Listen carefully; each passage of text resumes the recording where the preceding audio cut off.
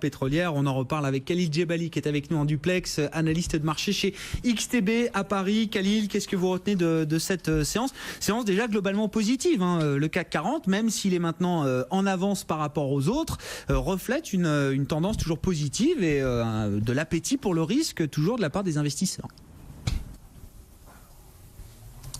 Rebonjour Grégoire, alors absolument, malgré le regain de tension géopolitique entre l'Iran et les États-Unis, eh bien, dans l'ensemble, les marchés sont résilients. La tendance est bien évidemment soutenue par les cours du pétrole. Toutefois, on reste un petit peu inquiet au niveau des taux. Je le rappelle, les rendements obligataires américains sont repassés pour le 10 ans américain au-dessus du seuil des 3%. Même son de cloche pour le 2 ans américain qui est repassé au-dessus du seuil des 2,5%. Les États-Unis doivent émettre tout à l'heure à 19h, ils doivent organiser plutôt une émission obligataire de 25 milliards de dollars de maturité 10 ans, et il se pourrait que le coupon soit supérieur à 3% pour la première fois depuis 7 ans. Ça aura bien évidemment un impact sur le dollar américain. Donc nous surveillons effectivement activement cette thématique, et même son de cloche pour l'euro-dollar, hein, ça pourrait aussi bien évidemment avoir un impact sur cette devise et même sur toutes les autres devises qui cotent contre le dollar américain. Bon, qu'est-ce qu'on peut dire du pétrole, Khalil? Quand même un des marqueurs du moment, un des drivers, un des paramètres suivis par l'ensemble des marchés et qui guide un peu l'état d'esprit des investisseurs au jour le jour. Grosse séance sur le pétrole encore aujourd'hui. Et pour cause, grosse séance. On a pris connaissance des stocks hebdomadaires de pétrole qui sont ressortis très positifs en nette contraction aux États-Unis. Ça confirme d'ailleurs les chiffres de l'American Petroleum Institute.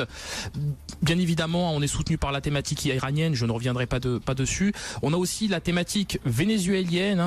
Forte dégradation du contexte économique au Venezuela qui a vu sa production pétrolière être divisée par 2 en l'espace de 2 ans. Donc évidemment, on a des pays de l'OPEP qui comptent aussi continuer de soutenir le marché du pétrole en maintenant les quotas de production jusqu'en 2019. Alors, il en est question au moment où je vous parle, rien n'est officiel, on prendra connaissance de la décision à la fin du mois de juin. Évidemment, les États-Unis, eux aussi, sont les gros players du marché, puisque au moment où je vous parle, ils produisent 10,6 millions de barils par jour, donc c'est le deuxième plus gros producteur de pétrole au monde, derrière la Russie. Alors, pour l'heure, nous l'évoquions tout à l'heure, effectivement, Steven Mnuchin a demandé aux pétroliers américains de soutenir le marché en cas de baisse significative de l'offre afin de soutenir la demande. Donc effectivement, un wait and see sur le marché du pétrole. Nous restons bien évidemment attentifs à toute cette thématique. On estime néanmoins que les cours du pétrole pourraient perdre un peu de terrain dans les prochaines séances, puisque de notre point de vue, on a beaucoup progressé ces derniers temps et il est temps peut-être de prendre ses bénéfices sur ce marché. Le marché pétrolier très bien orienté encore, hausse de 3% sur le baril de Brent à plus de $72 et le baril de brut léger américain WTI plus de $71. On est au plus haut depuis 3 ans et demi, 4 ans sur les cours du pétrole. La clôture des marchés actions en Europe et à Paris, le CAC 40 qui clôture définitivement.